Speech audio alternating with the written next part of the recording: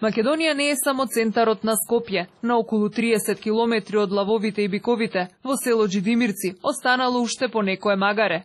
Тука времето како да застанало, жителите се бројат на прсти. 6 души смо, таму има двојца, ја 3, таму 2, 5, 6, 8, 7 души, 8, толку немаше.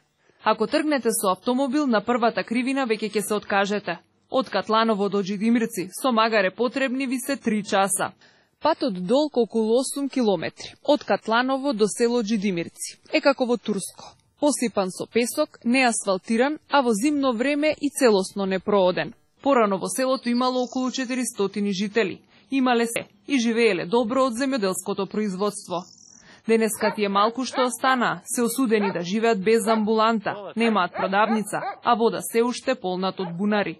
Сиромаштија. Народ нема пат, немаме ништо, ни лекар да дојде, ни ништо. Бандериве свите, дувне ветре, жиците замота се, струја немаме. А ако се направи патот, мислите дека ќе се вратат луѓето? Ќе се обнови село тебе, колку викендици има, околу 20 и кусур има викендици нови што се правени. Ама због патот никој не сака да крши кола. Драголју Парсов е единствен одгледувач на овци и кози. Пласман за млекото нема. По сирење што ќе подадам, иначе млеко нема. По патот млеко, ако носите дури да го однесите? Треба да го однесеш во Катланово.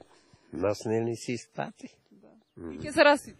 Па ќе се расипе, многу јасно. Еј, бре, дете, фала што сте дошли и село да подсетет. Еве се има гласи, само за 2 гласа па доваѓав.